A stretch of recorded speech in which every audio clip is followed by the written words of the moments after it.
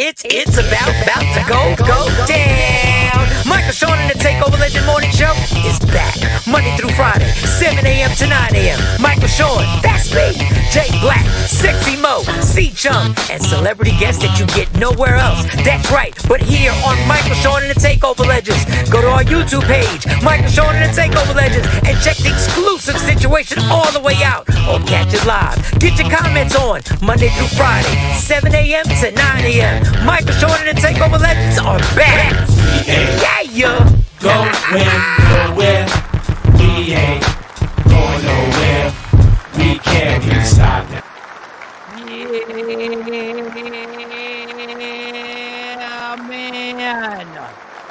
Yeah, man, we done made it to another Friday. Many therapists say you should not live your life for Friday. You should live your life day by day and enjoy it each and every day, and I agree. But damn it, y'all make it hard for us not to celebrate on Friday.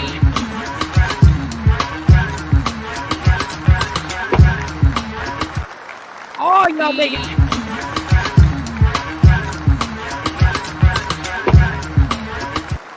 Y'all make it hard. Ooh, Monday through Friday, grinding, and now y'all make it hard for me to make Friday not different than Monday. If you see me and you tryna see what's up, he wanna fuck with me, then I'ma have him stuck. No, I'm sorry. I know Tuesday's a blessing. I know Monday, Wednesday, Thursday's a blessing, but there's something different about Friday. If you see me and you tryna see what's up, he wanna fuck with me, then I'ma have him stuck. If you see me and you tryna see what's up, he wanna fuck with me, then I'ma have him stuck. It ain't my fault. It ain't my fault y'all make the week so damn difficult to get through. It ain't my fault somebody created a damn system that you work Monday through Friday, sometimes 40, 50, 60 hours a week. It ain't my fault I ain't creating the system, people. It's bigger than Nino Brown. It's bigger than me. Good morning. Obviously, you can tell my sleep patterns are consistently amazing. For anybody struggling with sleep, when you get consistent sleep, it is amazing. Amazing. Jay Black is in the building on a Friday. Today is Friday.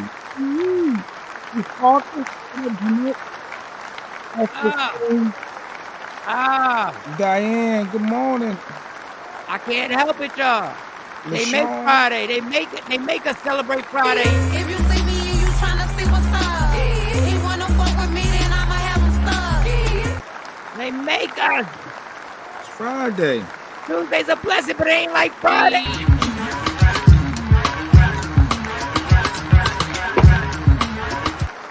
I like Friday, people. We all woke up this morning. As I was saying before, Jay Black entered the building. You can tell my sleep patterns have been absolutely 1,000, 1 trillion, 1 gazillion amazing. Waking up at 5 in the morning like tutu. Waking up just like that, tutu. Just waking up. Yeah. Before the phone even rang. Before the phone do its job. I'm up. But before the alarm. Before the alarm ever start doing what it does.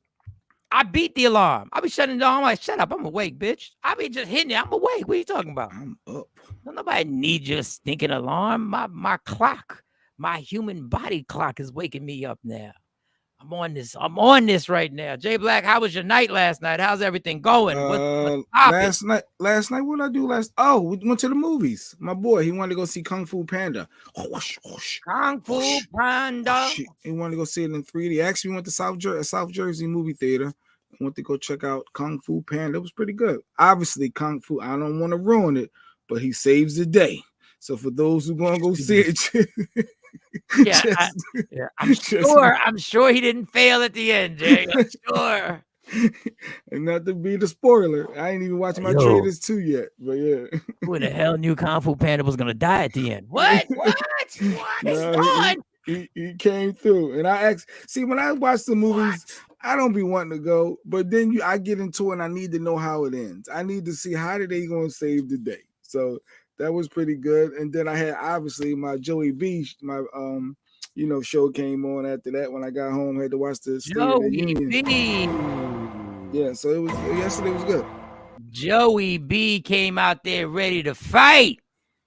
Joey B was aggressive.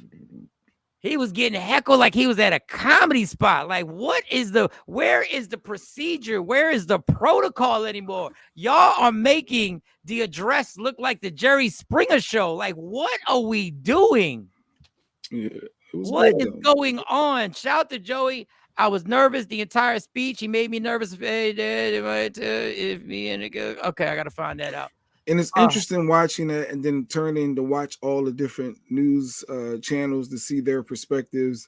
And they all are pretty lined up except for Fox News. It's the only one that sees it completely different than everybody else. That's the only one aligned with the Republicans. It's MSNBC and CNN. And they're with the Democrats. And that's why ABC, I clicked on all of them. We got to remember them channels lean liberal. They lean liberal, so that's why I can't even watch them because they both make these case. One guy on Fox literally said, "Yeah, he hit all the points. Yeah, you could tell he's running for the presidency, and he's trying to give his laundry list of things that he did. Well, that's what he's supposed to do. But still, did you hear him slur the words? Did you hear him misspeak on this? Did you hear him Linky the person who was killed?" He called him something Riley, and then it came out that it is the right name, the first name. I forget what the name is, but it was so. This is why I hate the fact that we can't get a fair media that just says what it is. They give the pros and the cons. This is what it is, but it's based on these opinions, and it drives me crazy. That's why I stopped. I would normally watch Fox simply to see what they were going to say, how they were going to fight. How they going to spin it? Yeah. And they used to have a show called The Spin Cycle. I don't know if they have a show called literally this. Did you hear him call? Yeah, I kept saying to Lady Q, my wife, I said, somebody get that man some water. He's up here doing his thing and he's coughing. Get that man some water. Who's gonna bring Joey B a little cup of water? Kamala had one behind her. Give him some water. Every time Joey B went off script, you want to talk how nervous I got every time he went off script. Stay on script. But he did fine when he went off script. The border thing is a situation where I'm gonna play some video today about how much we really don't care about what's going on the border, but they make this a huge deal, and it's a deal. It's people coming into the country is a deal. But they've made. I'm gonna show you a video. Matt, I'll show it to you now. I'm gonna show you a clip on just Trump supporters. I hope I got this one. Did you? I saw a little clip on Joey B where they shorten all his moments. But it's funny how everyone else said Joey, he was fiery, he was passionate, he was strong. Here's the Fox one. said he was hollering. I said, when was he hollering? I didn't hear him scream. So he kept screaming at everybody. Here's the one that shows you how people believe that there's an issue that they're concerned about, but they really don't care about it. But I'll let this explain to yourself. I'll explain it for you. Issues for you right now is voter. Border security. The border. Closing the border. The migrant crisis. How has it affected you personally? Nothing. It hasn't. I don't think I've been personally affected yet. They haven't affected my work yet or anything like that. However, it's affected me thinking that it's possible there could be terrorists coming through there. Does anyone care about the migrant crisis in this country? Has anyone personally been affected by it? We all are personally affected by it. Oh, good. Do you have a good story about it? We're trying to get one person to tell us their personal. I don't have a direct story, but gotta find someone with a direct story. I know. What are you looking for? We're looking for someone with a personal story about the migrant crisis or the border. Not a personal story. Personal? Anyone? No? No one. I'm from Canada. It took me a half hour to cross the border legally. You guys know this guy? No. I can show you my driver's Okay, license. I mean, we should vet him. There's my health card. Coming across legally takes you forever. They grill you. But they grill you? Like it's really intense? Yeah, they grill you. Want to know what you know? Open the trunk, open the windows. Let's see what's in the car. I'm just a middle-class Canadian, and they're giving me crap. Has anyone here been personally affected by the migrant crisis? How many of you care about a strong southern border? Huh? Me. Yeah. What's happened to you? Well, nothing personally. You've been personally affected by the migrant crisis. Not so far. And this is the #1 issue you have as a voter. Oh yeah, without a doubt, number one issue. I'm just gonna tell you, y'all, and I'm not gonna make myself above this. As long as they feed us the keywords, terrorists, drug dealers, and terrorists, drug dealers, illegals, terrorists, bad people. This is what Trump says. He says bad people. As long as you get the key phrases, everybody goes, oh yeah, we do care. Oh yeah, it is a problem. I promise you, if these politicians hadn't even said the word about the border, the majority of us wouldn't even know anything was going on Yeah, by the border. That's facts. I lived in Texas. Oh, the sex traffickers. The sex traffickers who were more and more sex traffickers are being actually people who were born here are being taken to court. This big man got a clip on him too. His whole empire is going down being part of sex trafficking. But anyway, but my point being is I lived in Texas. That's pretty close. That's a lot closer than Jersey. Never once was there an issue with anybody. I'm not saying it's not something that should be handled. I'm saying they throw it in our face and they make us make it the important topic or the important issue of a presidential candidate. That's what I'm saying. So Joey B did he did solid. He did solid. He broke down a whole bunch of things. I'm not gonna let you do this. See, when politicians said, or a president says, I'm not gonna let you do this, they can't promise that. Mm-hmm. There's a fight that goes on for them to stop that. Yeah, you need the House, you need the Senate. It ain't just you just making it, saying. But when they feed it to us, they say, I'm not gonna let that bitch. You know that there's a fight. He went at the Supreme Court justice. He basically started a rap battle with the Supreme Court justices sitting there. He was basically looking at them. They may be the most dangerous gang in the world right now, the Supreme Court. That might be the most. Forget the Bloods, forget the Crips, forget the essays, forget any. That gang right there, that two people were put in by Mr. Trump, that is the gang. But he did well. Good job, Joey B. He did well. I think there were some points where I was like, oh, they're going to get him for that. Oh, they're going to get him for this. And I'm just nervous. I'm always nervous with President Joey B. We call him Joey B. Not out of disrespect, out of love. It's going off script. And I will say this for TV, when the debates come between Trump and Biden, I'm going to predict this right now. It'll be the highest TV rating they've ever gotten for a debate. Because I'm telling you, this country is going to be engaged on what's going to go down between these two individuals. And Trump does not play by the rules of a debate. Trump, if he mispronounces a word, Trump will actually repeat the word like he's in 8th grade. I'm just telling you, this is going to be a shit show of all shit shows. So put your seatbelts on, get your popcorn ready, and because this ain't going to be nothing nice. This is going to be a rap battle. If you want to know what a rap battle is, go Google rap battles, because that's what it's going to be without everything rhyming. That's what it's going to be. This is going to be launching off missiles at each other. And he did a good job of breaking down. I like his segues into breaking down different things and everything like that. I like that he mentioned the minimum wage. I wish he would have mentioned that more. Which is still crazy that federal minimum wage is $7.25, $7.25 per hour. $7 per hour. There are states in this country, there are cities in this country paying people $7 an hour. Oh, and then people think it's a huge jump when you say $14.50 an hour. Bitch, if you start from homelessness, that's a homeless wage. If you don't have some place to stay, you're on the streets, and then you're going to work, and then you're going back to the streets. But, then the propaganda, and they're both propaganda machines. It's both propaganda machines that go back and forth. But hey, Joey, you came out, you did it. I was nervous.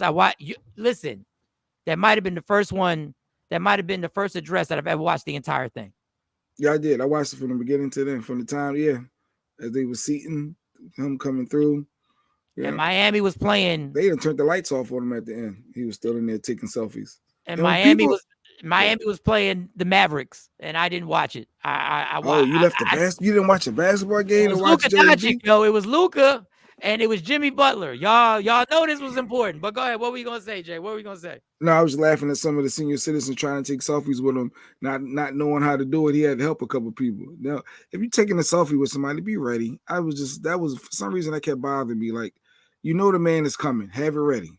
Have your phones ready. We've seen it.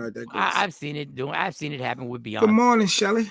People wait for Beyonce and then they still not ready because they get you're taking a picture with the president. You get nervous.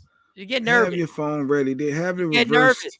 You got the wrong. You look in the other direction. Flip the screen. Let's go. Because you're nervous. You're one and only chance. And I love the people that they bring up there, the props. I call them the props. They bring them up. They go, and this is Jane.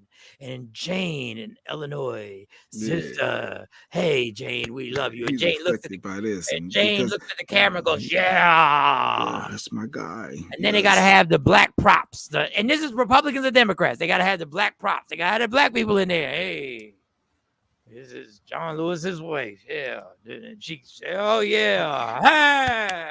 Yeah. It's really juvenile. A president addresses, it doesn't matter what party. It's really juvenile. It's really a pep rally. Whatever you say, they get up and applaud. If you agree, and the other people who don't like him go like this. Just sit there, stone face, ice grill.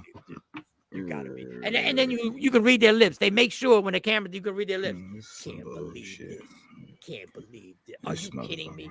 And they look at the person next to them. Are you kidding me? You believe this? Are you believe this? It's a juvenile process. It's just juvenile process. It's a pep rally.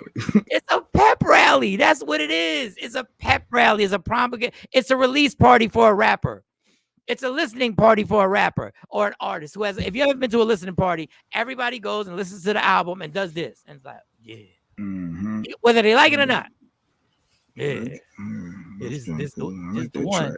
Yo, this is the one. This one right here. This one right. What was the name of that one again? Oh, this one right here. You got something with that one. We're nothing but kids. Like, this is so not on a high intellectual thing. It's just a fucking. But hey, he did what he had to do. It's on and popping. Now next is on to November. Let's see how it go. You know, they're gonna slice holes. You know, and that's what you do. That's what life is. Somebody says something. You watch it enough times, then you formulate your opinion, and you go like, oh, I can get him on this, or I can get her on that. I can get him on this. I can get her on that. I can get her on this. And then you come back and you retort. I don't know if Donald Trump even spoke yesterday. It wasn't the Republican leader did his thing. They had a young actress, or she wasn't an actress, but a Senate person. She did the response for them. Seemed like she was acting, but everybody's acting. But okay, all right. Watch that. And what else we got? What else? Oh, the church is coming under fire. I always pronounce this guy's name incorrectly. Ty Tribbett. Ty Tribbett. He's a gospel singer, right? Gospel singer. Okay. He went on the Breakfast Club, and he sparked it up on him, boy. Boy, I almost got offended, being that I'm the pastor of our church called Anybody Can Get It, the church of anybody. I almost got offended, but he went in there on the Breakfast Club and he was like, yeah, I'm on the Breakfast Club and I got to go in. I got to let the church know. What was the premise? He was coming at church saying what pastors are bad? Like, no, he was saying the institution of church. The institution of church is whack. Those were his words. System now. Oh God. It's a system. Everything is a system, and systems work with or without God. So I think the institution of church is whack. I think how church is ran is whack. I think the religious system and structure is whack. I don't subscribe to it, even though I grew up in it, I benefited from it, but I learned that God is not the church. And once I realized, whoa, God ain't church, that for me, you know what I mean? I ain't from the streets, I'm from the church. So that was a huge thing as well. It's in the Bible, though. It says you can't even find God in a man-made temple. Why don't we read that, though? How often do you hear that sermon? No, you hear pastors make the people about the church. We got the church name, we church and the bumper sticker, the church. The church should be about the people. The church should be about the people, but the church makes the people about the church. So all churches now are a movement, but they're not about The people, they're not about serving and loving the people. Yeah. What do y'all look for when you go to a church?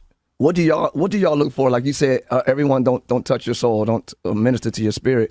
It's not about what I look for, it's about what I feel. Got it. It's a feeling, you know what I mean? Like you just Yeah, I know what you mean. Some people just speak to your soul. Like, Yep. you know, I think Sarah Jakes right now, man, She at least talking for to you. me, She oh my talking to you. God, I love like it. all the time. Yeah. like, Yeah. like So even when I'm just practical, so- listening to her podcast, so I just think some people have an anointing on them for the moment that we are in, and just like her father had it and still has it, you know, Yeah, of I course, think she of has course. it for the. So he's saying the church is whack. The institution, the system of the church is whack. Better watch yourself, boy. Yeah, I don't get it wrong. You better watch them church gangsters be coming for you, boy. You better watch it. Them streets in the church ain't. Don't you get jumped by them ushers.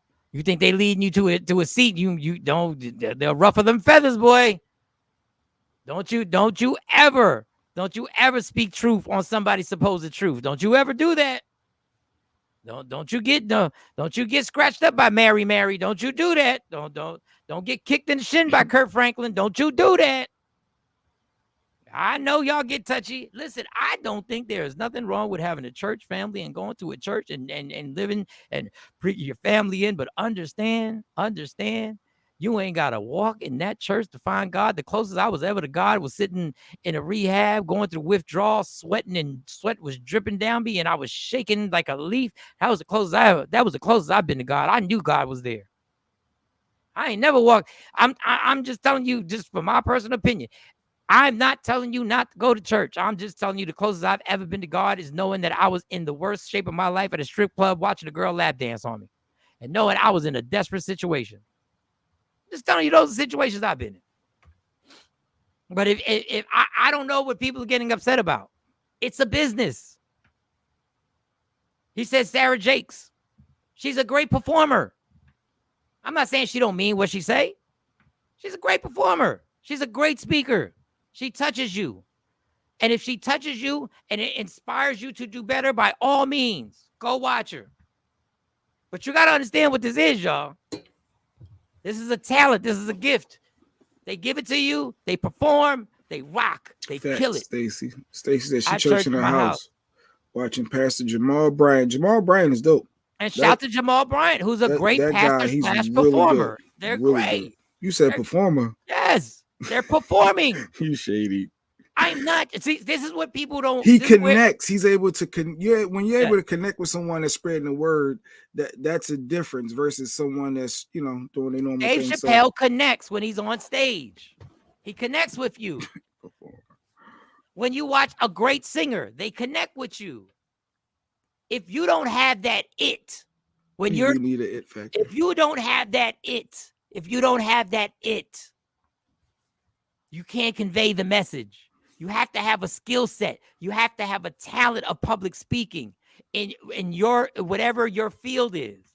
That's what it is. And God, you can say God gave them that gift. Jamil said churches be robbing people. Last week he went to church and they had Cash App now. Well, is that really robbing you? You have to figure out a way how to pay you, and they give you another outlet, another way to go ahead and pay if you so choose to. So I don't know if that's robbing. I don't know what pastor. I don't want to blame it on Jakes, on the female Jakes. Sat in front of a church and was trying to get somebody, the congregation. I'm trying to get somebody to feel the Lord and give $1,000. I'm trying to feel somebody who can feel this in their heart to give $1,000. Where in God's green earth did you get that? Where's that scripture? You're gonna get it back in abundance, though. Yeah, you're gonna get it back in abundance. What? But you get it first in abundance. That'd be true. Dog, listen. You ain't never did something good for a homeless person, brought them some food or something, and then out of nowhere you found some money or you had a scratch off the hit. It's all tied in. I mean, was key. That was the key. What you said. They were homeless. I'm just saying, when you do a good deed, how do you? The pastor's got to live. The church got to pay their electric bill. I don't even want to go down that rabbit hole. I don't even want to go down that rabbit hole. People just changed my account number. If you flying on a private jet, I don't even want to go down that rabbit hole. Pastor got to live. Oh. But hey, like you said, the whole church thing is, it's interesting that he's speaking out. So I guess he's going to get some backlash by saying that. I'm telling you, don't nobody like when the truth comes out about your truth. Don't nobody like that. You better watch yourself. Watch yourself. They kicked up right now. Whoa. He fucking up the money. He messing his money up. Also. That's his job. He got to get ready for the next sermon. He messing his money up. Got the scriptures. He got to work. No, Jay, just look at it as if you're booking me for a show. Just look at it like that. When you try and figure out what a pastor does, what I got to do for a show, I got to work my material out. Mm-hmm. That's what he got to do. That's what he or she got to do. But he's responsible for the whole building and everybody. Everything I've been responsible for 3,000 people too. No, I'm saying like everyone that works at the church, the organizations, the like people bringing their kids there, like he has to oversee all of that. It's more than just going to preach on He don't even know these people. I'm not even that well versed, but I know that much. How you gonna know if your congregation is 50,000? How you gonna know this? How you gonna know these people personally? But listen, I don't care. Like, I don't care. To each, however you find your path to your higher power, go do it. It was a P. Diddy tweet party. Hey, listen, man, listen. And Charlemagne, I love Charlemagne, but you still want to bring up TD Jakes. You still want to bring him up. Okay. But, hey, whatever gets you on your path closer to being a better person, and that path is getting to your higher power, go do it. I saw something. I know we always in our no segments. When do you go to church? When do I go to church? My pastor must know my name and be a bro. When I go to church, my pastor. Oh, well, I mean, but if you go to a mega church, come on, Stacey, this is impossible. You got to introduce yourself, and every time there's 100 people that introduce. They have the part where if you're a guest, you introduce yourself. I don't know if they do it at the mega churches. I know the churches that I went to. Whenever I was new, I was always new because I didn't have a home church. I was always the new guy. I introduced myself so much at church, at different churches. I went to so many churches that I actually had a set. I knew how to introduce myself. By the third time, I had a set where I got to laugh and I knew how to close it out. I had the best. Let me tell you something. If you ever want to bring a guest to your church and they say, any guests would like to introduce themselves. If you ever want to impress your family and friends, bring me to the church. Bring me and let me introduce myself. I'm telling you, I got like a 3-minute set that kills every time. I don't care what church it is. I don't care if it's Baptist, Protestant. I don't care what it is. I don't care if it's the generic. I know that's not the word. The generic, where they're just like, we're here for faith. When we moved to Charlotte, the church had an ATM in the lobby. They making sure you have access to funds if you so choose to give. If they don't, people say, "Oh man, y'all ain't got no AT&T. Y'all ain't got no ATM." But that's where the Cash App now comes in, the Venmo. So you're able to quickly knock that out. Hold up. Let me tell y'all, this is a true story. Hold up. Where's my flashback music? Shout to Daryl Scott. He actually went to high school with me. Shout to him. Let me do a little flashback, y'all. So when I first got to Dallas, I was new in town. Mm-hmm. I ain't know my way around. And I was asked to do a comedy show at a church. Mm. And I thought that was cute because I'm from the East Coast. I'm like, my churches are what? Like the churches I've been in, if there's 200, 300, it's packed. It's to the rafters. And they said, we'd like to do a comedy show. Can you do it clean? I said, yeah, I can make it happen. I can do it clean. I got it. I said, they were like, well, how much did you charge? I said, it's a church. Like, it's a I was damn near was going to do it for free. But they were like, you got to give you something. I was like, well, all right. Give me $300. Cool. I was like, all right, cool. I ain't doing nothing. I'm just going to the radio station, going back home. Going to the radio station, going back home. That's all I'm doing. So he says, and I'm like, all right, cool. I had never been to a mega church. I didn't know what a mega church was. So I should have known there was a problem. My spidey senses should have ignited when they said, the show starts at this time. We need you here at this time for sound check. Sound check. Sound check. Oh, that's a production. I ain't even do sound check at the Apollo. Sound check. They got a budget. They got a budget. This is a flashback. Okay. I said, well, all right. also, I said, so I got there on time. I got there on time for the sound check.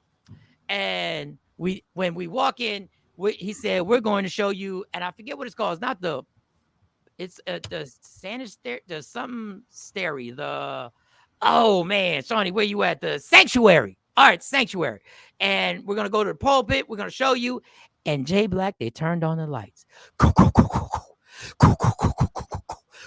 And all of a sudden I realized there were big ass screens behind me. They were big screen. I was on the stage. I was on the screen. And I realized that this church was 2 times the size of the Apollo. I said, and y'all paying me $300? I said, what the? No, that's in the church, you know. What? You gotta keep it clean. And we need to renegotiate. I know what I said earlier. So this goes to Jamil saying it was Daryl said there was an ATM. They then said, are you hungry? Now I'm in shock. I have to regather my thoughts now. I have to regather my thoughts because this is a show. This ain't no regular This ain't no little, show. just, little mom and pop something. And I said, how many tickets did they? How many tickets y'all sell? How many tickets did y'all sell to this? He said, Queen he said it's almost, would it be sold out? I don't know about sold out. So anyway, they were like, would you like a bite to eat? We got some chicken. I said, oh, well, somebody cooked. Jay Black, they took me to the food court. There was a Chick-fil-A. There was a Pizza Hut. Then I said, what? And y'all paying me $300? I was part of the show.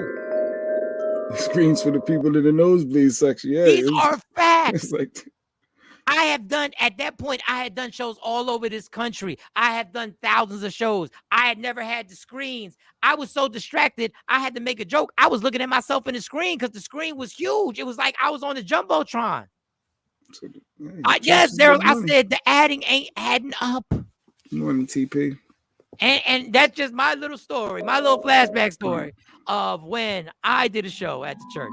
So understand, y'all feel like if it gets you closer to your higher power, y'all go do and y'all make it happen. But don't get mad at Mr. Ty for letting them up, letting them know that this is an institution and this is a system and this is a business. Doesn't mean that you shouldn't go.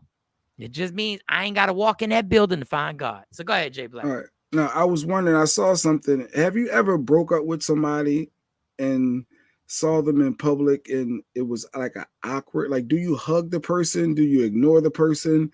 Like somebody that you've been in a relationship with for a long time, but y'all really ain't rocking with each other. What do you do? It depends on how it ended. Like if it ended because she found out I was smashing out her cousin, I probably don't hug. I probably it depends. But I know what you're about to play. Did you have the video on this? Yeah. So Tia, everybody knows Tia and Tamara were twins. Yeah. They were married, and then it was like an awkward moment when they saw each other on the red carpet.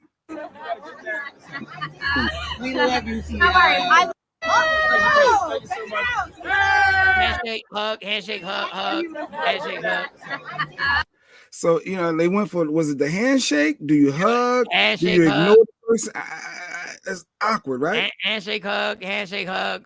You don't know. What? Okay, that may have been the first time they've seen each other in a public place like that. So I understand that.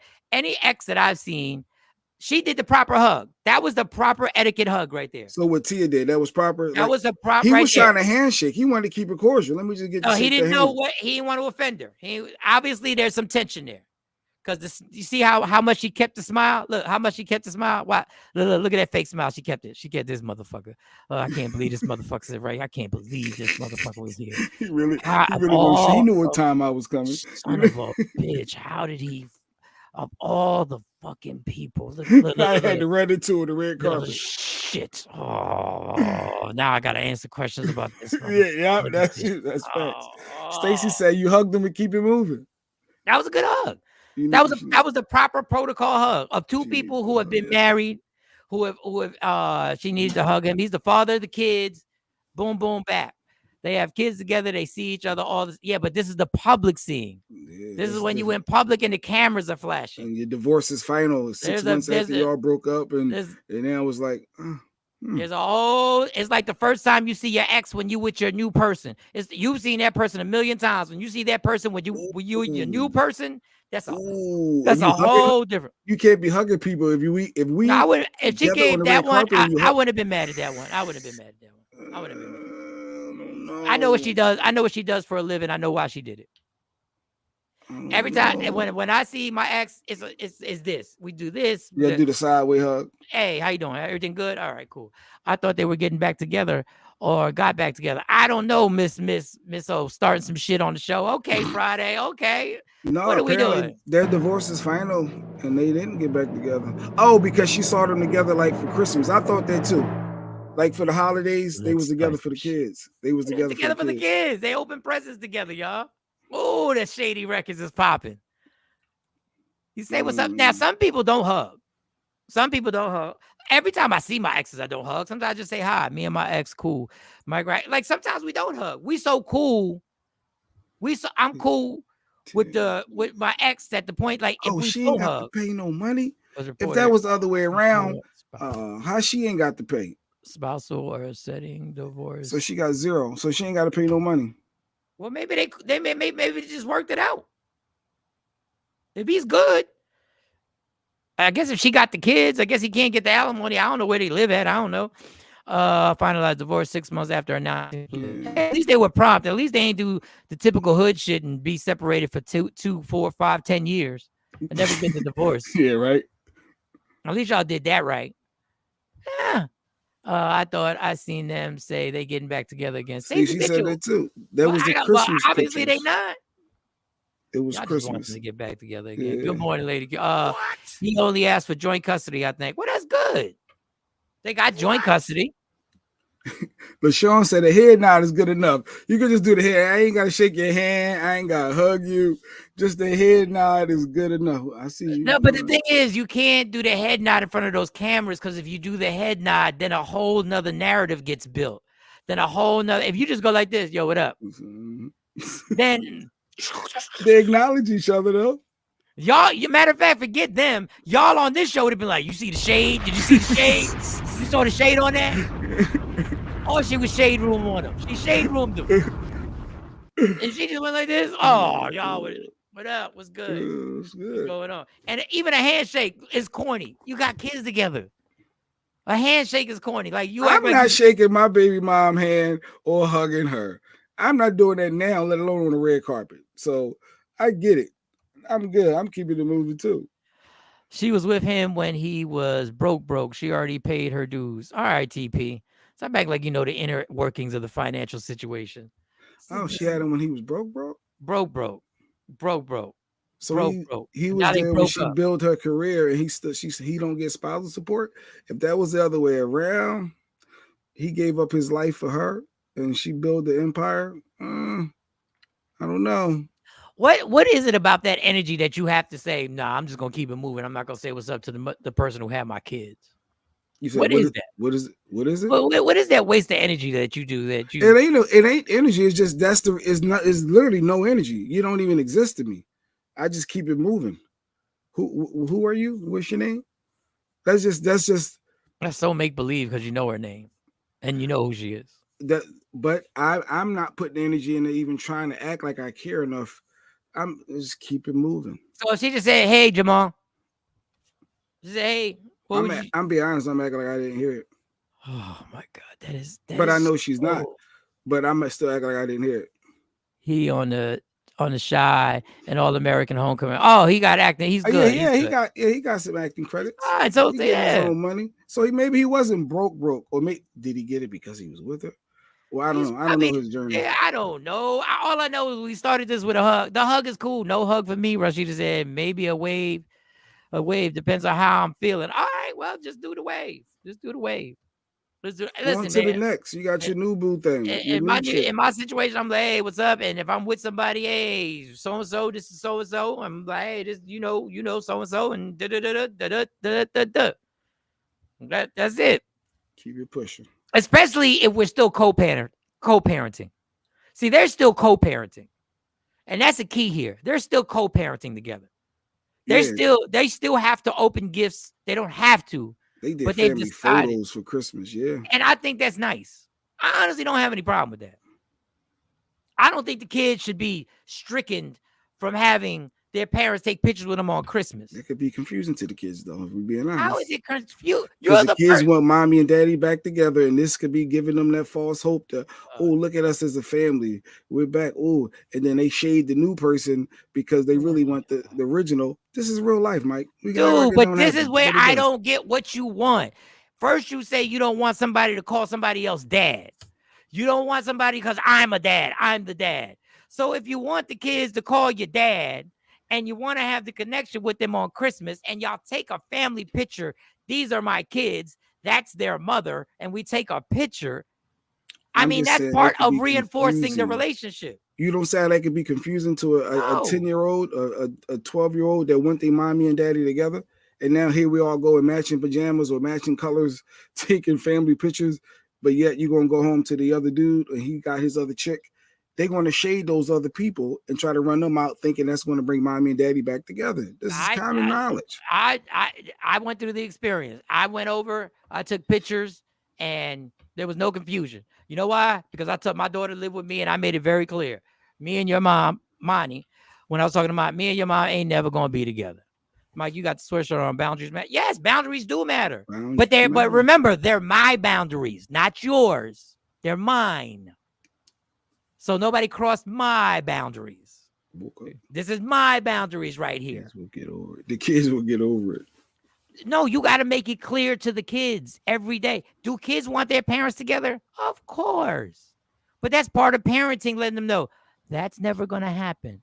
So this time we're spending together is because we think you deserve to have this Christmas that you understand that we are friends. I'm friends with your mom. That's your mother. I'm your father. We're working together to work this out. That's what we're working to. And you got to do it all the time. He is leech on. I forgot. What's that mean? Oh, see what? What she on? I don't know. I just know LaShawn agreed. So I'm like, huh? I don't know, y'all. If you're talking about her, like she's done enough stuff in her career, she ain't got to do no more stuff. Like she got a resume. But I don't see. It's a hug. Shade Records. Y'all gonna find something about it anyway. Y'all, there's nothing that we can do. This simple hug right here that Jay Black just showed, that simple hug right there, somebody made a big deal out of it. Somebody made a big deal out of it. It's in entertainment news now. People, I mean, when you divorce 6 months later, you run into your person on the red carpet. It was awkward. You saw it was awkward. Hug, shake hands. It was awkward. So because we make it awkward. Just keep playing that hug. Keep playing that hug. Keep playing that hug. Did he embrace her? Like, did she squeeze hard, like on the back? Let me see the back. No, he patted. He put his fingerprint through her back. No, look at her hand. No, look at her hand. Let me zoom in on it. Look at her right hand on the shoulder. Look at this. Yeah. Her right hand again. That right hand on the shoulder. Watch. She's gonna come in, and this is where you know they've had a relationship right there. Boom. No, it was kind of flat. She kept it flat. She kept it open. That is the worst. You're not supposed to keep it flat. That's the opposite. You're not supposed to put your hand flat like that. That is look at that. You see look at his hand on her back. It literally went through the back of her back. Like you can see she put her that was dissect she caressed him right there. Yes. He squeezed both hands on her back and she did the flat hand. She had a pocketbook in the left hand. How the hell she gonna squeeze with both hands? You got me dissecting. He tapped her. She went like she went like this. Watch her hand. She's gonna lay it down there. Yeah, I know we had something back in the day. Yes, yep. Somebody in the comments said like they watch when it comes again. Look, I'm gonna tell you what she did. Yeah, I still got love for you. Yep, right. That's what that hand was. I still got love for you. We ain't gonna be together, but I still got love for you. We dissecting the hug. And she might have said, maybe in the future we'll be back together. But I don't know. Maybe in the future. Let me see. Let me see. Yeah. That hand was you did smash us out, right? I'll give you that. You did hit that right. You hit that right. Yeah. Yeah, I remember you made me shake and lay in the middle of the bed in the wet spot. I remember that. Oh God. They were together for 20 years. I'm sure they still have a lot of respect for each other. Yeah, she remembered them dick fossils still lingering in that vagina. She remembered. They hugged. She was like, yeah, I remember that It time. sounds like do as I say, not as I do. I don't know what that means. Do as I say, not as I do. Separate, baby. Separate. Be equal, moving forward. We overthinking for real. It's Friday. We overthinking for real. She put that hand on like she remember. He know. The new chick. That's what I was talking about, Stacey. The new people in their lives. Go ahead, Mike. What did she say? He know when he felt that hand around the top of his shoulder. The Lucha. This is why you ain't want me to go. I knew it. No, go play the hug again. No, I'm gonna do him. I'm gonna do him. When he feels that hand. When he feels the hand go on his shoulder right here. Yeah, you remember that dick, bitch. That's what he said in the ear. That's what he said in the ear. Wait. He said, you remember I used to put this dick deep in you. Don't stop playing with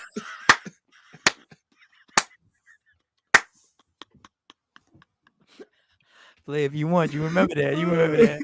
Had them legs wrapped around. Go ahead, let that hug. Yeah. Oh, yeah, you remember them legs behind your ears, bitch. Stop playing with me. Yo, that's funny. With the Corey whisper in her ear. Yeah, you want me? Oh God! All right, wait a minute. Say it's a hug. That again. Not a red flag touchdown call. That's an innocent hug. Play that hug again. Shut your asses up. The fellas you know what he whispered in that ear. You know what he whispered in that ear. Yeah. Like it was an out of bounds. You know ain't the last time I fuck you, right? You know ain't the last time I fucking right. Yeah. Keep playing like this dick ain't gonna be up in you again. Keep playing like this dick ain't gonna be up in you again. Stop it. You don't even be calling me. Back shots. Oh God! Well, when you see your exes, people, Mike says show them some love and whisper we sweet nothings in the ear. He was telling us what Corey whispered in her ear. He was right here. Clark. I know you like this right on your neck right here. You love that right here. That's your spot, bitch. I bet you ain't hitting like I did. You remember that shit, right? Oh, Okay. Who's this? A heart on Facebook. I see it. There's some funny shit, Mike. Right. Nah, it's just what it is. Oh wait, what did he say? Your co-host. All right, so let's see what's going on. What else I got on here to rock out with? Church call. Oh, so all right. So I saw a moving. Mike Epps was on an interview. Okay. And then I'm just gonna let you know, Jay. I'm gonna do this lighthearted. This not lighthearted, but this touched my heart because I felt like Mike Epps felt when he said this. Then we're gonna move on to something else that I have to pace myself because I'm riled up about this. So Mike Epps, yeah. But Mike Epps, before he did that, said this on an interview. I don't know. I think it was all the smoke on the interview. And I felt this. I felt what he was saying here. I felt this. I felt this before. I felt this. I want to do for my mother, for my children, for my daughters. I've never treated a woman right, 100%. And now that I'm getting older, I'm realizing, man, you gotta treat a woman right, Mike. You can't cheat on her. You gotta be her friend. You gotta not be selfish. This is what I want to do. This is one of my dreams, man. That's dope. That's something we have to learn as men. That's something we really have to learn as men. I had issues with my mother. So now. All right, that part, I ain't got nothing to do with that because I don't have issues with my mother. But that is something I felt. I felt that, Mike. I felt that. It felt close to home. Like when he said Mike, you felt like it was you talking to you. It was me. I've been there. I might presently be in that state with you, Mike Epps. Y'all waiting too long. Why does it take so damn long? Stacey Mitchell, get her off. Get her off. Get her off here. He's having a revelation, Stacey. Get your Ain't it better late here. than never? Like he gets no credit for realizing now, like, and trying to do right and do better. I felt, Stacey. Mike, I felt what you were saying. You want that moment. You need that opportunity to treat a woman right, to be her friend, to be her support, to be 1,000% honest, 1,000,000% honest, to be able to lay your cell phone right there on the table and babe, you can answer it whenever you want to answer. I mean, transparency. I mean, being able to be honest and being able to be unselfish. I've been a selfish bastard in relationships my entire life. It's Mike, I will help you. I'll be there for you. But at the end of the day, my feelings have taken precedent over everybody. My issues have taken precedent over everything. I feel you, Mike Epps, in real life. I really do feel you. And I'm on that same journey. I'm on the same journey. I want to be able to walk in and talk to somebody and be there for them 100%. Now, obviously, 24 hours a day, 7 days a week, sometimes you're going to fall short. But I felt all of that, Mike. Pause. Mommy issues and daddy issues will have you hemmed up. Yes, you're right. Because men are slow, Stacey. First of all, Queen or not, this ain't helping. This ain't helping. How is that helpful? Y'all act like there's stuff y'all ain't got to correct because y'all slow. Y'all act like there's something y'all don't want to do something in your life. Y'all don't want to change a behavior or change something in how you react, and it took you a long time. We do this shit at the damn altar. Fuck out of here. No, the altar is just a symbol. The altar is a symbol. The altar that we all go to, the wedding is just symbolic. That's just some make-believe shit. That don't mean that you're there. That just means you took part in the festivities. That's all that means. Jamil had a revelation too, Mike. You see his comment? I'm feeling Mike Epps. I used to treat women like trash. Thank you, Jamil. Thank you. It's better late than never. Don't listen to Stacey. It's good. We're here for you. Look, a person healing. What do we detect? Was detected. A person trying to change. Trying to do right. Was detected. But no, not Stacey. Trying to evolve. Not Queen was detected. I'm trying to do better and find that partner. A person was detected. And not just find that partner, be good to the person. That doesn't mean money. That means just the feelings, the emotions of being there for somebody. Most niggas have a revelations when they get old and not a player no more. First of all, if I wanted to be a player right now, I got plenty of time. Don't worry about the age. Being a player, see, guys ain't got no time limit on that. And I'm not worried about growing old by myself. I'm not worried about that. I'm worried. What I want to do is I want to have the feeling to know I'm doing right by somebody and they are bringing back the same energy because people have given me that energy. Now, they've been some trifling bitches. Let's not get it fucked up. They've been some trifling bitches I done dealt with. But there are some people that gave me that energy that I wasted their energy by not giving it back. That's what I'm trying to share here, women. Where is this viciousness coming from? Don Pace, are we talking about Mary? No, Mike Epps was saying how he had a revelation and he wants to treat women right. Like he dogged women out. And he's at a point he really wants to, before he moves on, he want to make sure he 100% treat women the way they're supposed to be treated. And Don Pace, let Mike say it. Let Mike say it. I got to fast forward. Let Mike say this. Where did Mike go? Oh, wait. Let me get him again. Hold up. Let me get it. Let Mike say it. I think I had one here. Hold up. Let me. I got it. I got it. Okay. Go ahead. Take that down. Oh, damn it. I want to do for my mother, but you got to get to the end of this. For my daughters. I've never treated a woman right, 100%. And now that I'm getting older, I'm realizing, man, you gotta treat a woman right, Mike. You can't cheat on her. You gotta be her friend. You gotta not be selfish. This is what I want to do. This is one of my dreams, man. That's dope. That's something we have to learn as men. That's something we really have to learn as men. I had issues. I ain't had no issues with my mom. This Blue Chew don't work. It's trying to change. He's stupid. We all grow and mature at different times and stages. Thank you, Ms. Clark. Thank you. Change is Shawn? consistent. Thank you. Thank she you. appreciated.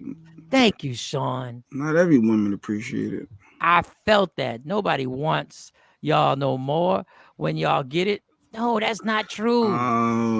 Sean said it's too late. You're old, and we don't want you now. We wanted the young you. That's what y'all women go through. That's why y'all be in a rush to get married, because y'all don't want to be out. Y'all don't want to be a top 5 draft pick. Y'all getting picked in the 2nd round now. I'm playing. He's dealing with.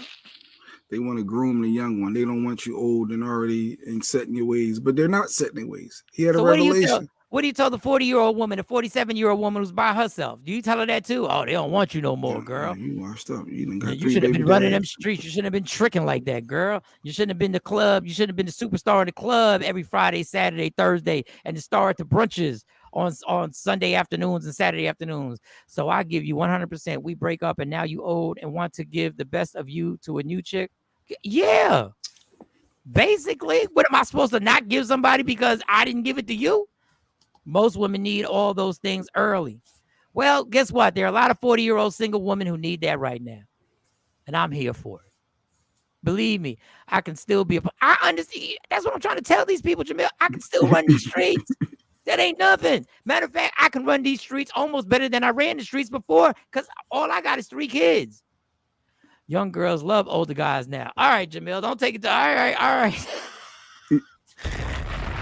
That's true.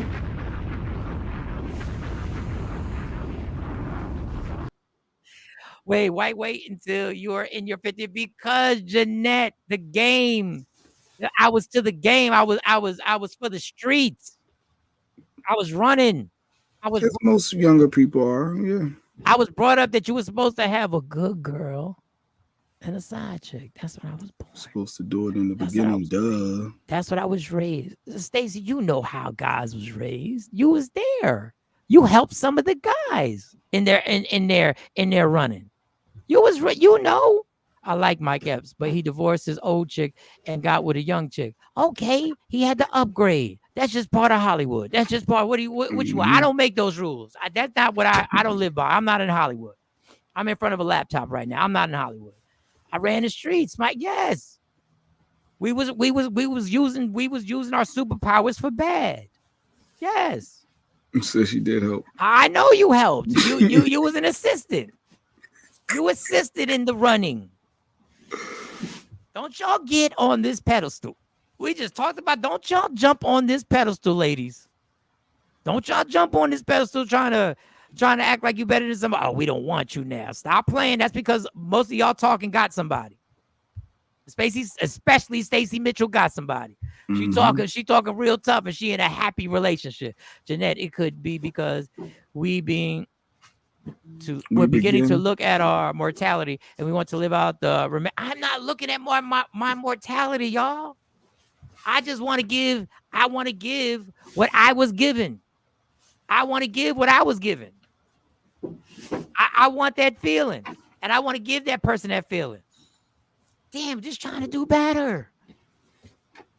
Okay, older and wiser. I'll go with that. Older and wiser. Guess what? A person was detected. An older and wiser person was detected. I could show you better than I could tell you about being in them streets. Exactly. I mean, we don't need. Don't hurt nothing. Don't hurt nothing. We get it. Hey, we supposed to grow older and wiser together. Yes, but that don't mean we're gonna grow older and wiser together from the time we 24, from the time we 32. Sometimes you meet somebody when they 47 and you grow older and wiser together. Y'all just grow together. How about that? Stop the older. Y'all just grow wiser together. Then they always say girls are more mature than boys at different ages. That's what they always brag about. But they conveniently lose that when it doesn't fit their narrative. Why couldn't you give it to the person who gave it to you? Because I wasn't there. I wasn't in that mindset. That's not where I was at in life. You can meet your soulmate and it don't work out because y'all in different portions of your life at that moment. Too soon. Too soon. I'm not there. That's true. Yeah, but they always think they could change people. That's part of the problem too. I am good now. I have 4 grandkids, so life good for me. All right, 4 grandkids. Whew, 4, okay. I haven't gone there yet. Knock on wood. All right, stop bringing me into player things. Stop. Start bringing up old stuff. He's matured. He's evolved a little bit. A little bit. At least a little bit. I'm matured. I have. All right. So I'm stretching out because I'm about to play this clip. And I don't even have the energy really to actually. So I gotta rev up for this devil we're about to play. Okay. Is it a relationship? I like relationship stuff. No, something close. It's something that just made it ironic. Okay. Shay Shay's Club, right? That's what it's called, Club Shay Shay? Club Shay Shay. Shannon Sharp, NFL Hall of Famer, now huge podcaster. So he had an interview with a guy named Steve Stout, very famous guy in the music business. And Steve Stout said this moving story, right? He said what he thought. He thought he was dropping the mic on this. He thought he was dropping the mic. He thought when I say this, I'm gonna get him. I'm gonna get him right now. They're gonna be like, yo, that was moving. That was moving. So I'm gonna let you hear his moving statement. I pitched LeBron. The whole story about LeBron and the $10 million check that he turned down. Yes. I was there. It was my idea to give him the check.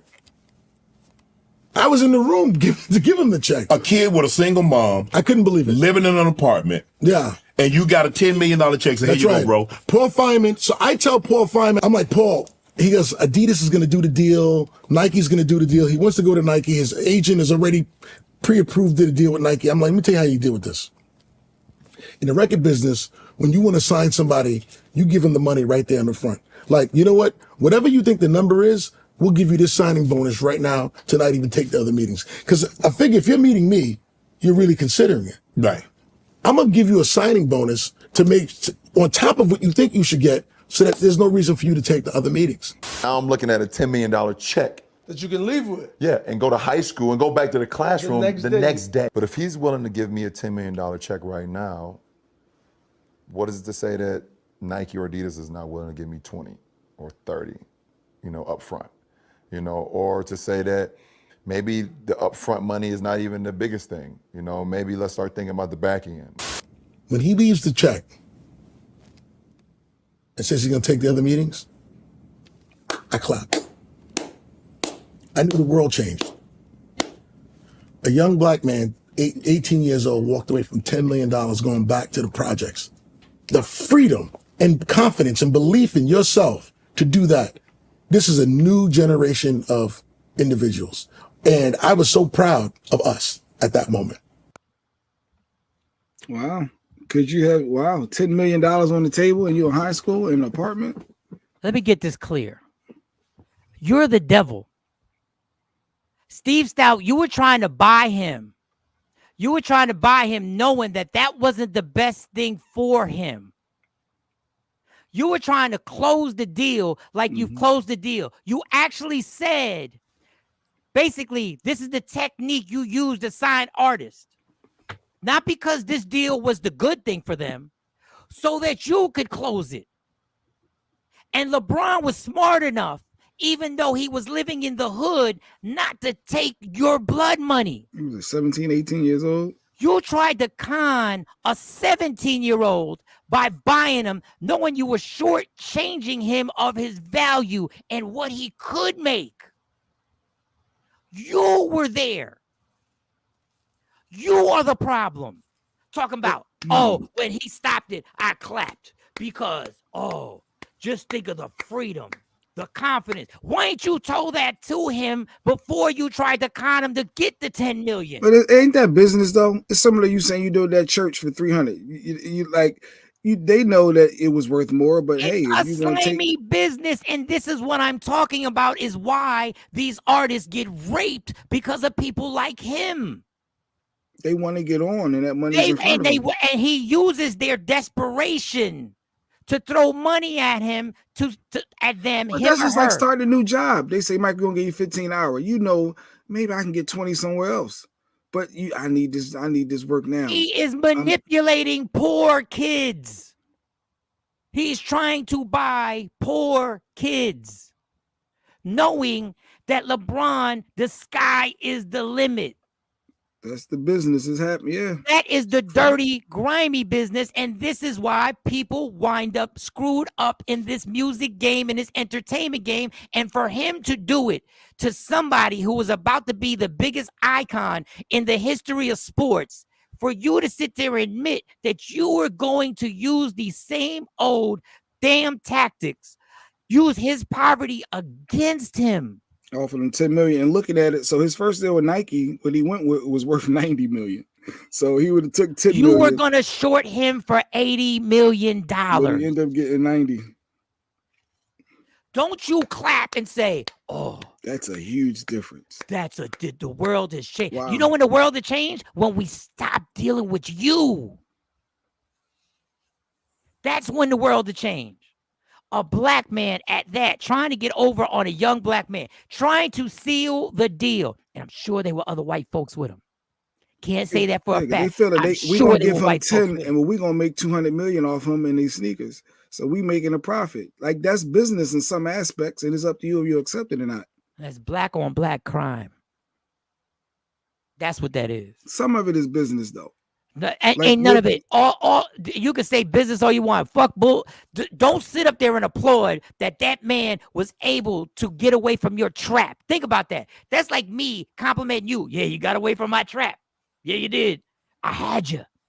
I mean, you got a bright future. You know. Oh, you're a smart guy. You're a smart guy because you got away from this. Oh, yes, you are. You didn't take the bait. I would like to applaud Steve Stout. I would like to applaud him for being the first person on Club Shay Shay to actually snitch on himself. Yeah. I would like to applaud you, Steve Stout. You have done something nobody's done on Club Shay Shay. You told on yourself. You told on your grimy tactics, knowing I just want to get this deal. I don't want him going nowhere else.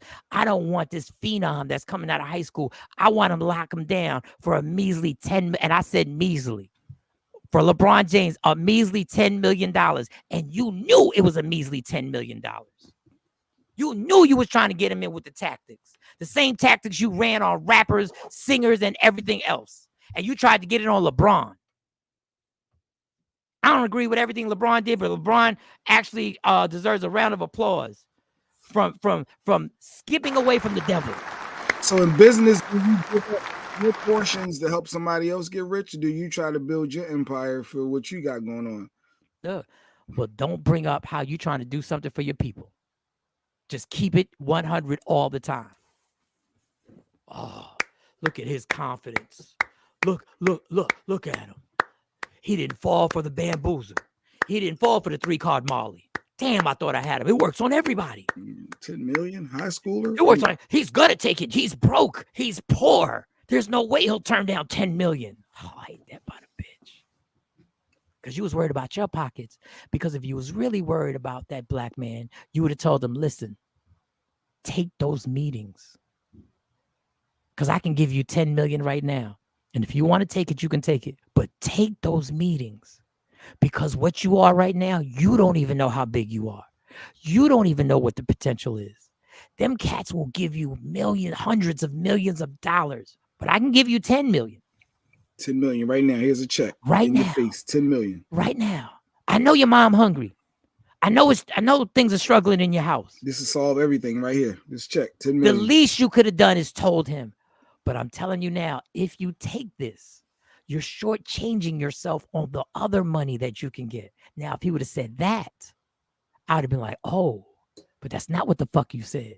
You pushed that fucking check in front of him, trying to pressure him and do the full court press to get him to take that $1 million. And then you got the goddamn nerve to applaud afterwards like we should be cheering you. No, we should be cheering LeBron for not falling into your death trap. And I know everybody's like, it was $10 million. It ain't shit compared with the LeBron got. It ain't shit compared to the money that LeBron's made. Yeah, 90 million versus 10 million. 10 million, you could run through you and your mom. 90 million, at least listen, man, you're changing some lives in your family. LeBron was right, but I can't believe that you sat up there and you snitched on yourself. You told everybody your game. I don't know if it's crabs and bread. Everybody wanted to get their own bread. Everybody wanted to get the money. And I'm sure there was some white folks around you that you was working with. But if somebody, I be watching them TikToks where that dude be going around and be like, look, I'm gonna either give you 5,000. No, but I'm gonna give you 500, or you can give out 1,500 to strangers. Like, would I'm you like? good with that. Yeah, I'm good with that. But no, we're not going to veer off into scenarios. But it's kind of the same thing. You want to better yourself, or you want to better other people? No, it's not the same thing, because all Steve Stout was worried about, he was already rich. All he was worried about was getting richer. That's all he was worried about. That's all he was worried. And you got the goddamn nerve to talk about people not wanting to work with Dame Dash? You got the goddamn nerve to say people that don't want to work with Dame Dash because of his ego and because of all whatever, and you were sitting there ready to bamboozle LeBron? Man, y'all people watching this shit got to have some critical thinking at some point. Y'all got to have some critical thinking. You're a promoter, you throwing a show. You know your budget. Ain't you going to try to pay your comedians less money? You're not trying to pay them over and more. You know they're worth more, it can get more, but your goal is to make money, right? Like in some aspects, you got to look at it from a business perspective. And it's up to you if you agree or not as that individual. I'm giving you the option. Manipulating a new comedian who I know has a chance to make millions. I'm manipulating them because they're broke. I'm using the systematic injustice in this country to keep brown and black people impoverished. I'm using that to my advantage. Don't tell me that you are good for us. So no guarantee LeBron was going to blow, and $10 million ain't short change. Mr. Fry, the facts are the facts. If he would have signed it, it would have been a bad deal. Compared to what he could have got. Yeah. You base your thoughts on what LeBron has become, not a gamble. People, he was getting signed. He was getting signed by Adidas. He was getting signed by somebody.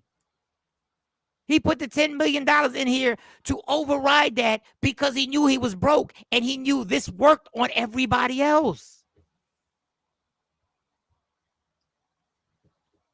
Stop playing with me right now. I'm a promoter, always pay good. Stop playing with me right now. You pay people what they're worth, you pay people what you can afford, and it's up to them if they accept it. That's how I look at business, though. But I get what you're saying, though, Mike. No. But I tell them, I know what you're worth. See, that's the thing. That's the difference. I tell them, I know what you're worth. And if there's another, and I also told comedians, and there are many comedians out there who've done me many a favor. I say, if there's another show that can pay you, because my budget ain't got it. If there's another show that can pay you what you're worth, you should take it. Like that riled me up that he applauded at the end as if it was a deep statement about your business tactics. It was a deep statement on how you have run this game on younger people who feel like they ain't got no option because they got to walk back to the hood. And unlike those rappers who knew they had to walk back to the hood and there was no other options, LeBron was lucky enough to know that there were other options. If you're honest, money will come. If you're shady, you may get money now. But the person you tried to shortchange will pass you. Karma's undefeated. May not come right away, but it comes. It disgusted me when I saw it. Dog, you tried to understand. Yeah, it's a clap afterwards. I got what you're saying because I felt that too. You tried to rip. Yeah. You tried to con one of our greatest athletes, one of our greatest iconic athletes. And then you got the nerve to do a laundry list on why people don't want to work with Dame.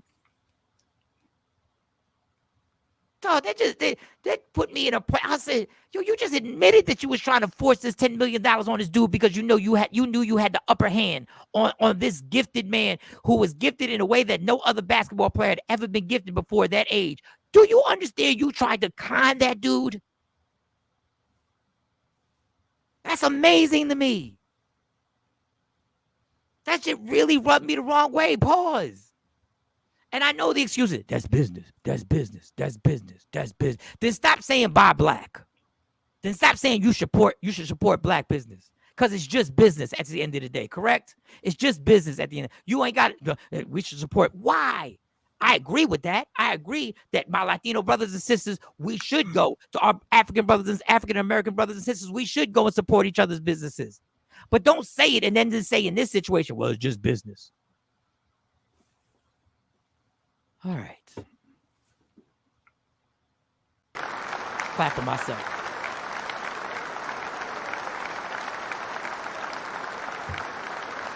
I gotta decompress. No, you gotta restart. You gotta reset. It's Friday. Let me get you the reset. If you see me and you tryna see what's up, he wanna fuck with me, then I'ma have him stuck.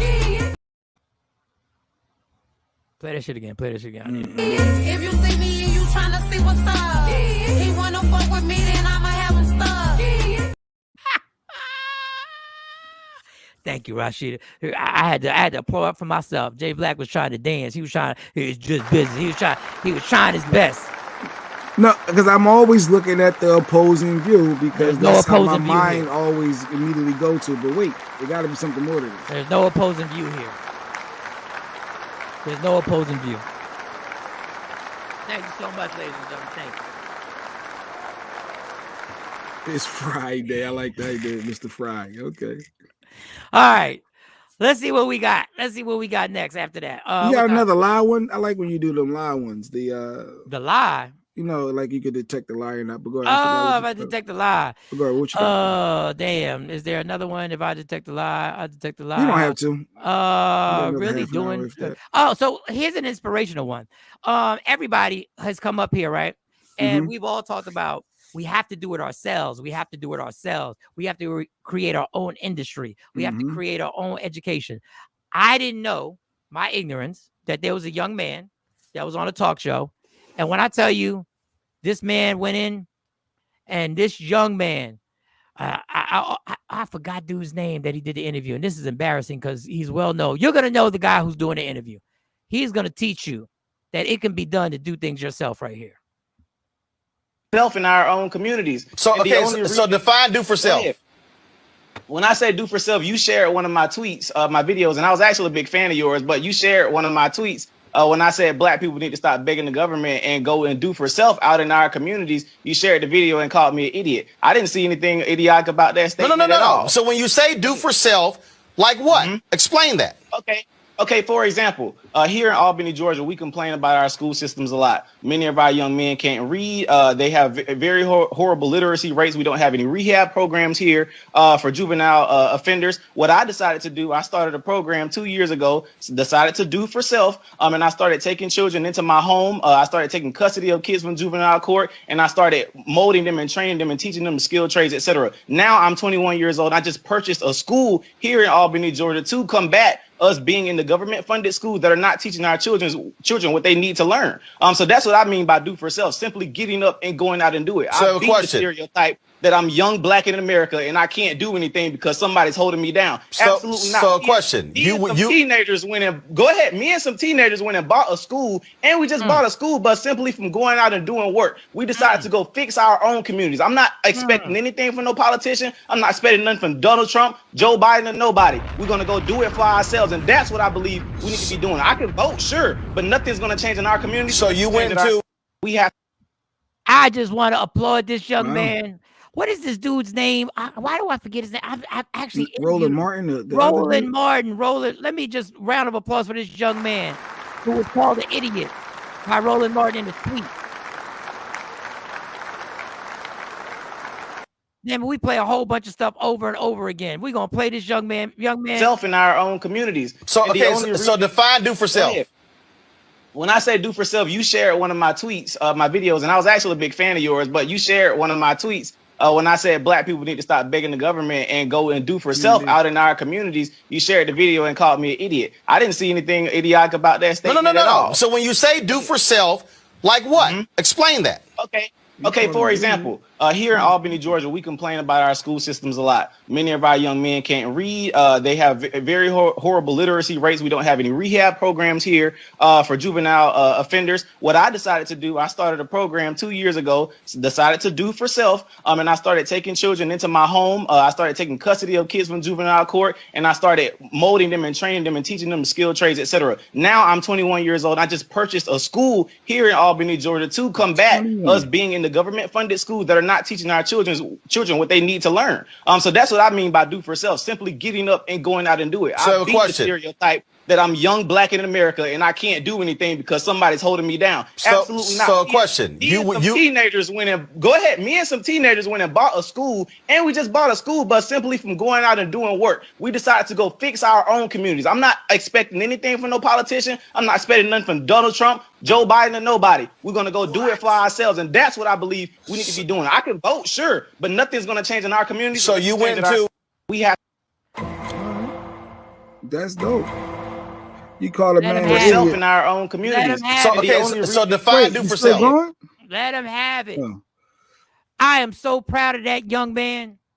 That's dope. We sit up here, and I've been a part of it, questioning these young people.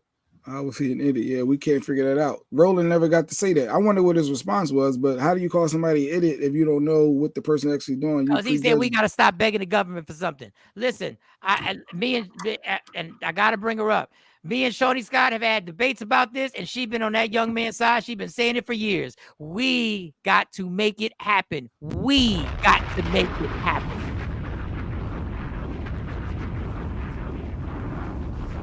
And Roland Martin, son, I'm interested now. I'm going to try and research that interview because that was the entire clip. That was the entire clip. Does he back down or does he try to? Because he was about to try to double down and felt like, well, let me ask you. Like he was still trying to come at him. Yeah, explain change. Explain. Okay, you want an explanation? Got it. I don't have an explanation. I have an explanation that is described by my actions. I have the actions. To get to school, you really trying to affect change, yeah. This is what I'm talking about. And maybe I'm part of the problem because we don't highlight these individuals. Maybe these are the individuals we need to highlight. Maybe they don't get the likes and views they deserve. Maybe they don't get the shares. Maybe they don't get the reposts. Maybe the interview requests. Yeah, maybe TikTok wants T. Ceresa's story, but don't want this man's story. I'll watch 52 episodes of him breaking down how he did it. I sure will. I'll watch 52 episodes of him talking about how he built the school, how he was rehabbing kids who didn't have any place to go. Man, listen. I'm still happy. We need to hear from Gen Ys. And the thing is, the same thing that happened with us. If you ain't T. Ceresa and you ain't got a story like that, or you ain't the Real Housewives of Tacoma, or Real Housewives of Compton, something was it? Mr. Fry said, I got a program. Veterans can still rock it, which I support black vets in the arts. Nice. Visit the sergeantmajor.com, djsergeantmajor.com on all social media. So I hope I'm saying that right, Mr. Fry. We'll keep it up there for a minute so people can see your program. Get your applause ready, homie. You gotta get this applause ready for you, big dog. Yeah, it's one thing to talk about, it's another thing to actually get out and try to do something. Not just a peace rally, like not just marching. We doing something even more, bring more awareness. It's dope. That's dope. It's what it is. It don't get Jay Black riled up. I know what Jay want today. I know what Jay want. I know the type of topics Jay want. I like drama. I do. He like the shady shit. He likes it. But I love my pro-black because I love to support my black people. I'm always rooting for. I root for everybody black. Period. Hands down. Even Clarence Thomas.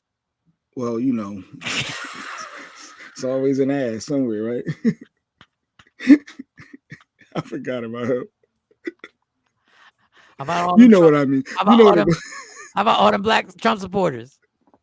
All them black Trump supporters. You rocking with them? Oh God, you know exactly what I'm talking about. Did we do the N-word with you, Jay Black? We sure didn't do the N-word with you. All right, you want to get into something, Jay? I want you to listen to Dr. Umar and Nick Cannon go in on this. Sounds like Roland was getting a little angry and embarrassed. Yeah, because Roland be the first one to raise his voice and try and shut people. Oh, I know more than you. I'm smarter than you. No clearance. Oops. No clearance. No clearance. No clearance time. No. Okay. Good job, Mr. Fry. Yeah, I agree with you, Don. So Dr. Umar and Nick Cannon got into a debate about the N-word. I played this, but I was by myself. So let me see what you think about it real quick.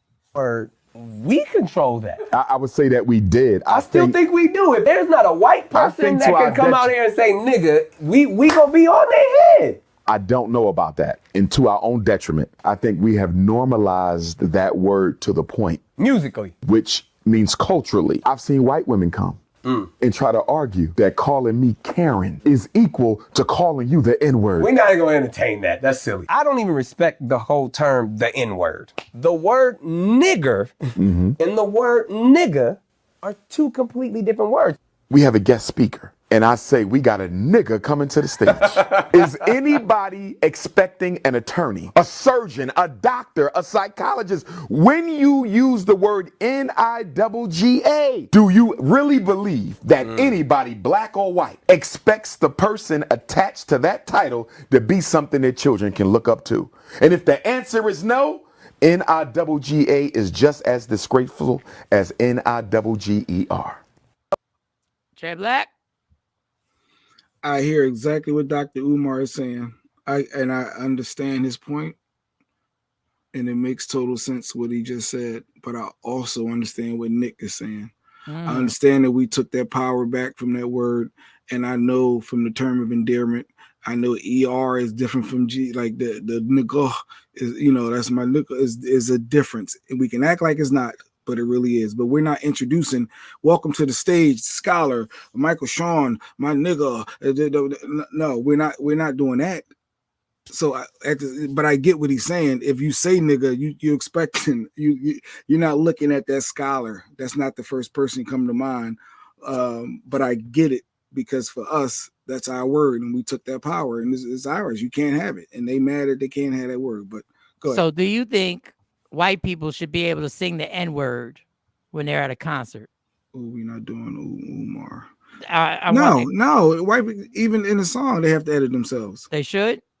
I believe so. Well, I want you to watch this clip. London, hey, sing this shit. Put it on. Hey, bust it up. What you say? Hey, sing that shit. I'ma keep. I got the mojo deals. We been trapping like what she do. What?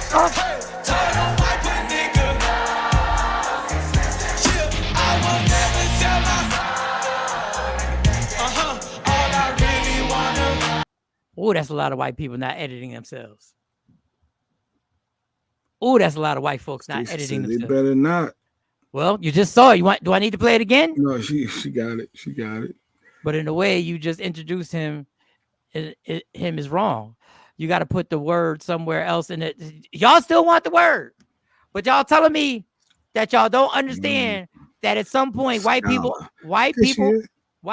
are going to be. There's going to be a time on this planet that white people are going to say the N-word freely in front of you.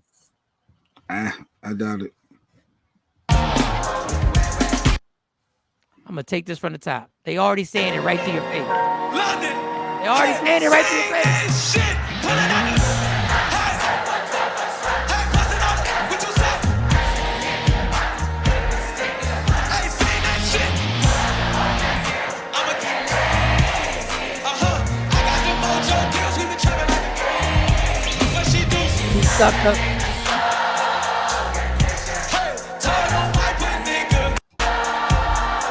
Don't tell me when it's happening. Did it go lower in that part? Like some of them didn't say it? No. All 50,000 of them. It was something, maybe the black folk. All 50. Y'all all heard it.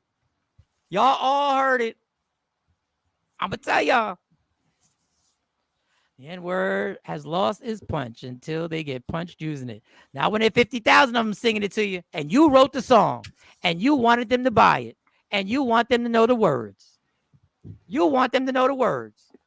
Am I lying? I'm not making it up. I just played it. I played the clip for y'all. I know, Mike. It's all hip hop's fault. First of all, that's your guilty conscience. Don't put that on me. Because that's what you always lead. This is always the end roll for you. It goes to the music and the lyrics, and it goes to the hip hop is the problem. And I already know. I see where you're trying to. I wasn't even going anywhere. I was trying to add to the conversation of the N-word. Okay. So I want to know, everybody in the comments. Y'all saw it. Do y'all think it's unlikely that the N-word is going to be in 10 years? I give it 10. I give it a decade. White people, they're going to be white people saying the N-word in the conversation with other black people. Record label is static. He's ecstatic. So you said within 10 years, white people are gonna be just talking to black folk casually, and they're gonna like, yeah, this nigga over here, he was Exactly, because it happens now in certain groups and a lot of groups. It happens now. They know when and when not to say it. Really? Do they? Do they? I think they do. I'm sure Do we're they? talking amongst their immediate. They know. You when think and they're where. these young? They're I'm not sure they white. do it. You think they're white kids not saying it around their black friends right now? Are y'all really that delusional right now? Are y'all really living in that delusion right now? No, I can see that. When there's usually the one little black boy with the 5 white friends, and I can see them having a conversation, and the black he going along with it because he wants to be them. He ain't black. But yeah, I get. The white people loved it. Yes, they do. I don't know what delusion, what time, space, and frame y'all in, but I want to live in that bubble that y'all living in. I want to jump in that bubble. I want to jump in that bubble. The white folk ain't saying it to a Gen X or a baby boomers. No, that's what Stacey says. We the Gen X and baby boomers. Listen, I'm not timing myself. Next years, but we in our 40s and 50s. Gen X years was 65 to 80. So if you was born in 65 to 80, you are considered Gen X. Let's be clear. We don't create the culture anymore. We don't create the social rules anymore. 40 and 50-year-olds do not create the social rules. We did not create the cancel culture. We did not create the Me Too culture. And they black friends are no, they not. Do not see it on the Bel Air. That's a TV show that they wanted you to actually believe that somebody who lives in Bel Air is going to be able to check people. They should be able to, and that was good that they highlighted. I didn't see it, but that makes sense because they know it's trying to happen. So that's a perfect episode. So can they sing the song? No, Mike. The word is the word, no matter if it's in the song. So when you're in Dallas Stadium and Jay-Z is singing a Jigger, do you really think they edited themselves? When 60% of that concert I went to with Beyonce and Jay-Z were white. Who I'm rolling with, huh? Yep, the word seems to become a part of culture. If it's offensive word, why do we still use it? Miss Clark, ain't nobody gonna let it go. And I'm not saying you're wrong. Ain't nobody gonna let it go. Because they took the power, Miss Clark. So if they took the power and his ours. So why did I just show you? Mad because you can't say it? So why did I just show you? What are they mad at? They at the concert singing it. Like, what is it that y'all mad at? We did an episode on Miss Pat's show as well. So that's an episode on Miss Pat. I'm showing you real life. This is not a show. I'm showing you real life.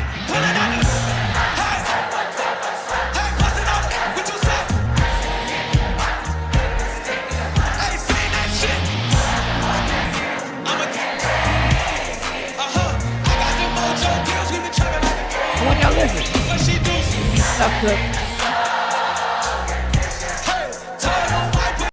Don't get mad at me. I'm just showing you what actually happens. I'm just showing you the fact. I'm not telling you a TV show. I'm not telling you woulda, coulda, shoulda, what I would do. I'm just showing you that's where it's at. White kids say it now. I heard it. The white boy said that's my. We got witnesses. The new generation don't care about that word. Listen, y'all can stay in your bubble if you want. No, Carlton grew up in Bel Air and he let his white friends. It's a TV show. Do you understand that? But they say art imitate life. So I'm sure in some aspects that's why they had that scene. Oh, listen, y'all. I don't think it should be done. I don't think the word should be used like that. But I'm 53. The new generation don't look at the word like that. There's a ton. Shawn said they felt safe in numbers. That's why they said it with the song, and the concert aspect is different. They felt safe because there was numbers. Yeah, they felt safe in numbers because the artist said, yeah, you're good. You can say it. The artist wasn't worried about that N-word. He wasn't offended that they were singing it. He took it in a positive way. The power that Jay keeps saying, we took the power. Nick Cannon said we took the power because it was a positive portrayal of the word, a positive pronunciation of the word. That's what they took. The N-word, where has been accepted now. I know that's why if you keep saying something in front of somebody, and listen, I have said this forever. I don't feel sorry for white people if they can't say it. It's the one thing you can't do. I don't feel sorry for white people if they can't say it. I don't give a fuck. But why can't you say it and I can't say it? Because you can't. Because you can't. But Mike, you saying at the UPS store in 10 years, they're gonna be saying it right in front of your face, or whoever's there. They're gonna be just saying it. In 10 years, white folk gonna be just saying. And I don't know, you saying the ER or the nigga? Like which one, Mike? Or they just gonna be saying them whatever. both? If y'all want to keep it positive, but that control of that word has been lost. Now, I'm not saying all over America. I wouldn't tell a white person to be in a black spot and just say it. I'm not telling a person to say that. He might get his ass beat. Yeah, Nick Cannon might be like, we'd be on his head. The right one, right, Nick Cannon? Because some exec was chilling with you and Jay-Z in a room, and y'all was chit-chatting. And he said, yo, that's money. And Jay-Z was cool with it. What'd you say? I don't know. Just asking. Deal's on the table. Steve Stout deal. Just add two or three more zeros. The only fault is that black artists that lead this. Yep. Not the white kids. Yep. These kids now never had the word used to degrade them, so it's lost. My son be on the game with whiteys, and I hear them use the word with them. He say they use it too. This ain't a TV show. These are facts people putting out. So is it black artists are just like that dude who was trying to give LeBron what I just said. It's all about the money. What I just said. Is it every black person's obligation to check that white person, and no matter what comfortable setting that white person thought they was and said it? Is it your obligation? Blacks and Puerto Ricans too. How you gonna feel I'm obligated? gonna throw you in there, Mike. How you gonna feel obligated if you feel comfortable with the person saying it? No, but if you don't feel comfortable, then you should say something. So you're obligated to say something. No, I'm not obligated. I'm obligated. I'm not obligated to do anything. But if you feel uncomfortable, you should say something. But you're not obligated. I'm not going to use the word obligated. You're not obligated to stand up and put yourself at risk because of the word. But it's business. So, Jay Black, there's a deal on the table. There's a deal on the table. There you go. We're gonna take the Steve Stout money. Y'all two both get $10 million a year for the next 5 years. I'll let you down. Mm-hmm. $10 million a year for the next 5 years. But this young man is never going to say the N-word this young white man is never, he's going to be the road manager. This young white man is never going to say the N-word in a negative way. Well, he's going to say the N-word, but he's the best at what he does. Here are the checks. We signing? Your hypotheticals. That's why I'm a host. That's why I'm a host. So you trying to say if a young black man going to turn down a check if no, it's us. Don't. It's us. If this their guy's road manager is going to manager. utilize the word not in the negative sense, but as a term of endearment while with you on the road, are you turning down the check? 5 years, $10 million a year, $50 million. And what person is going to, like, realistically? Wouldn't that be ignorant of you not to better your entire family and your generational wealth? And figure out a way to work around that to make sure that they don't use it, but still get your pay. Like, I think you'll be irresponsible not to take the money, to be honest. That's too much money for you to turn down. So the answer is you signing the check. You're taking it. 50 million? You're taking it. Over your road managers, saying, no, yeah, you done, because I can end up firing you. I ain't boom, you work for me. No. They know you're gonna end up firing him. But either way, you want to have hypotheticals and scenarios, and he's gonna be the road manager for the 5 years. He's the best road manager in entertainment. Jay Black, the obligation starts with us if we're uncomfortable. But now that the word is money, 10 million for your words in music is what it is. So they can buy you to say the word. I think she's asking you. Everybody got a price, and if somebody offer you $50 million, you're gonna look at that and you're gonna figure out what's best for you and your situation. Is this, yeah? Everybody got a number. Everybody. We want to be honest. Yeah, like I always say, we want to be real. Everybody got to make sacrifices in life for a bigger goal. Like, so you and your hypotheticals, though. Well, I don't use either word, but if I do, it is in completely disrespectful manner.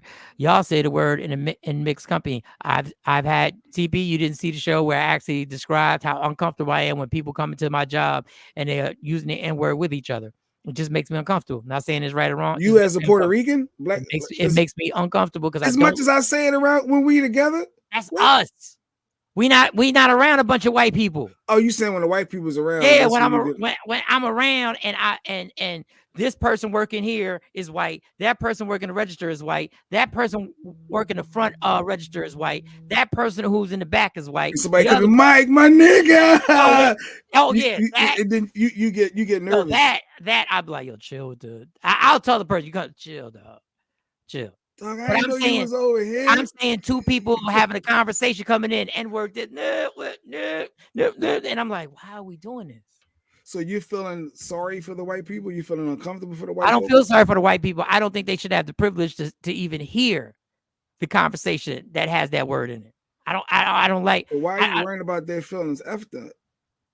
Oh, well, then that's the world we live in, though.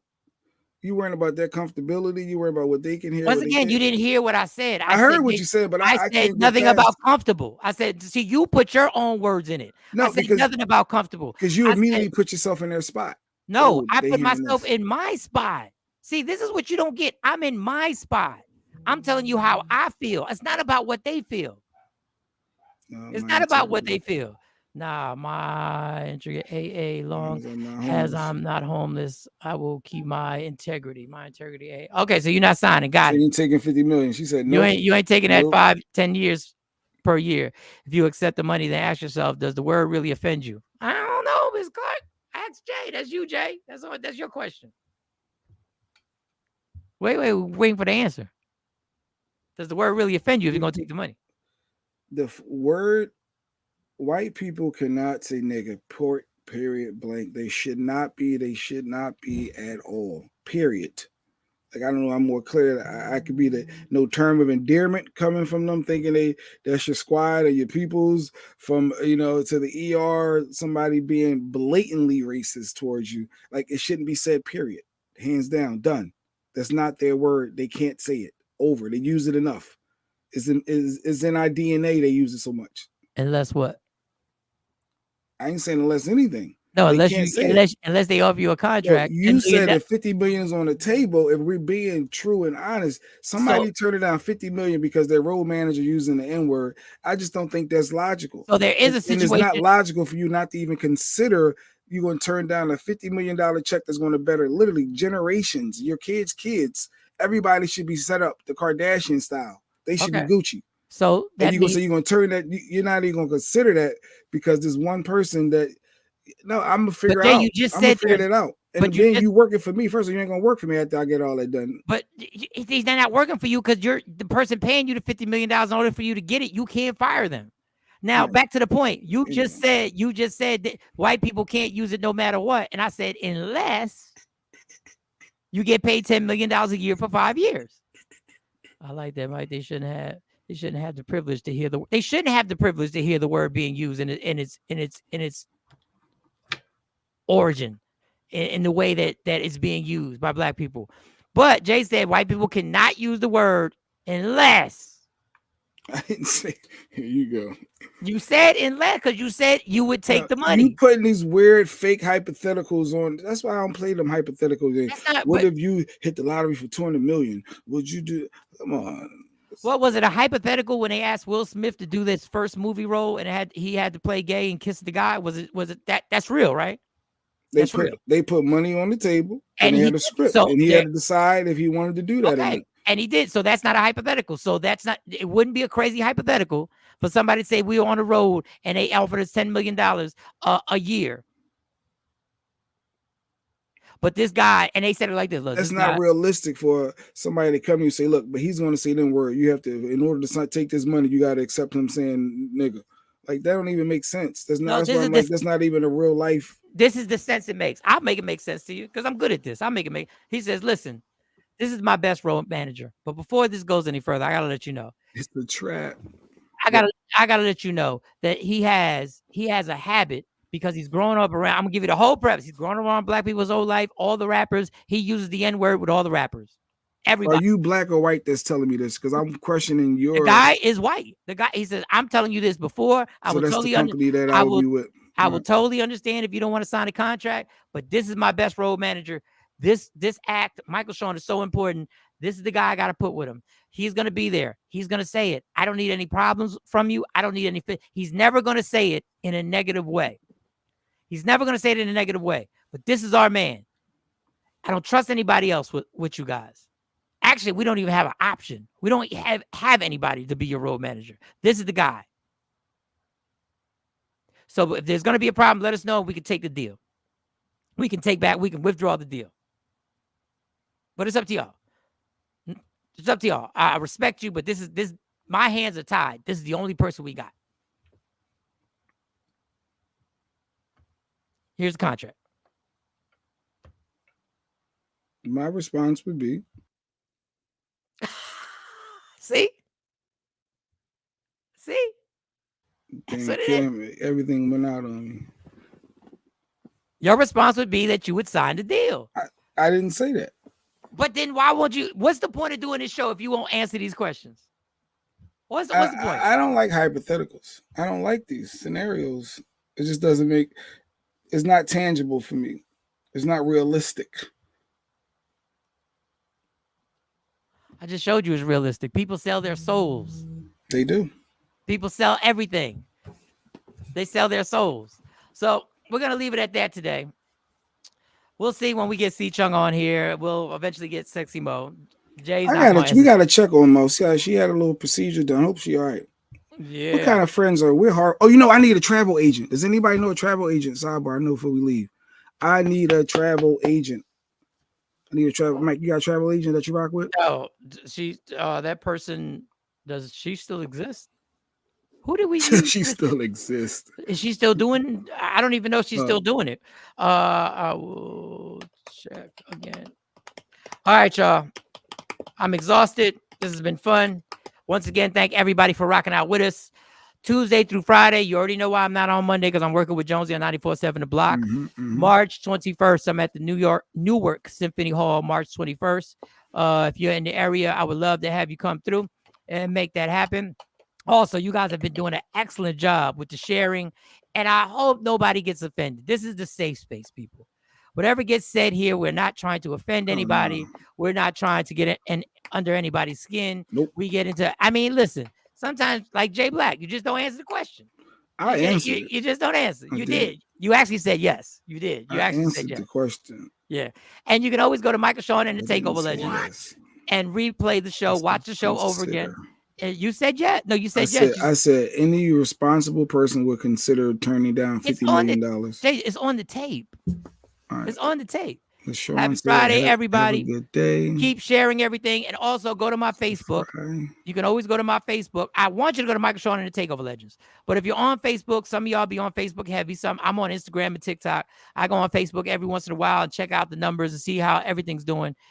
Make sure you go to my proper Facebook. I gotta delete so much stuff in here. My Facebook. Inbox me for your travel agent. I need a travel agent. Somebody inbox me. But that's his Facebook page right there. That Michael Shawn. If anybody knows a travel agent, go to Jay Black's Instagram and inbox him. I need that. All right. Love me for who I am, not who you want me to be, because I can never be that. And understand there's only one thing in life that's guaranteed. Enjoy your weekend. We'll be back on Tuesday. You fight for everything in life. Fight for your happiness. You fight for deals, sales. You fight for scams. You fight for Instagram likes and views. Fight for your happiness and never let anyone take it from you. We'll be back on Tuesday morning. We are gone. Gone in. It's about to go down. Michael Shawn and the Takeover Legend Morning Show is back Monday through Friday, 7 a.m. to 9 a.m. Michael Shawn, that's me. Jay Black, Sexy Mo, C Chung, and celebrity guests that you get nowhere else. That's right, but here on Michael Shawn and the Takeover Legends. Go to our YouTube page, Michael Shawn and the Takeover Legends, and check the exclusive situation all the way out. Or catch it live. Get your comments on Monday through Friday, 7 a.m. to 9 a.m. Michael Shawn and the Takeover Legends are back. Yeah. Go